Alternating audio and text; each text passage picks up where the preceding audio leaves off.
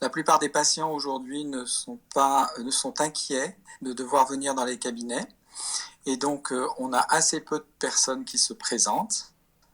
On a dû mettre en place la téléconsultation qui fonctionne mais qui malheureusement présente beaucoup de carences et qui nous fait des soucis. On est obligé de refaire venir les patients pour tous ceux qui ont besoin d'un examen clinique. Le plus gros souci que j'ai, et c'est pour ça que je suis tombé malade, c'est que je fais continuer à faire des visites et qu'en visite, on n'a pas les moyens de se protéger correctement. Et je remercie beaucoup d'ailleurs les infirmières qui vont sur place pour faire les surveillances de ces patients Covid. Mais c'est comme ça que je me suis contaminé avec deux personnes âgées que je ne voulais pas faire hospitaliser. Bon, ça fait partie de notre métier et de nos risques. Aujourd'hui, j'ai la chance d'avoir une forme pas trop agressive pour le moment.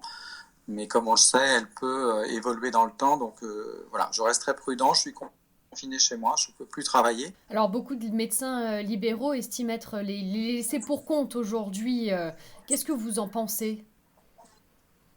Alors je pense qu'effectivement, on n'a pas eu les moyens de se protéger correctement.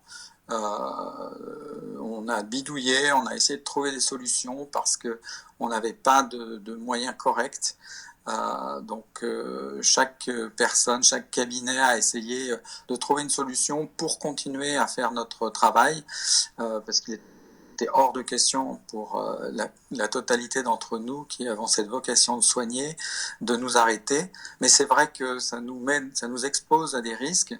Et d'ailleurs, certains médecins en sont décédés, certains soignants, parce qu'on parle que des médecins, mais il y a aussi des infirmières, il y a aussi des aides-soignantes qui malheureusement ont été contaminées et que voilà, aujourd'hui on est effectivement assez en colère par le fait que, en particulier au début de cette maladie, on n'a pas eu les moyens de se protéger correctement et je pense qu'on n'a pas eu les avertissements nécessaires pour être correctement protégé.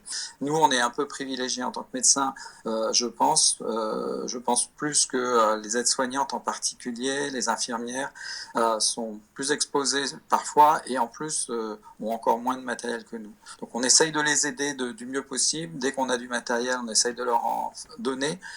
Mais c'est vrai que c'est une gestion de pénurie avec une maladie qui est redoutable et c'est compliqué. Voilà. Donc notre reproche est surtout celui de nous avoir laissé au front avec un matériel inadapté.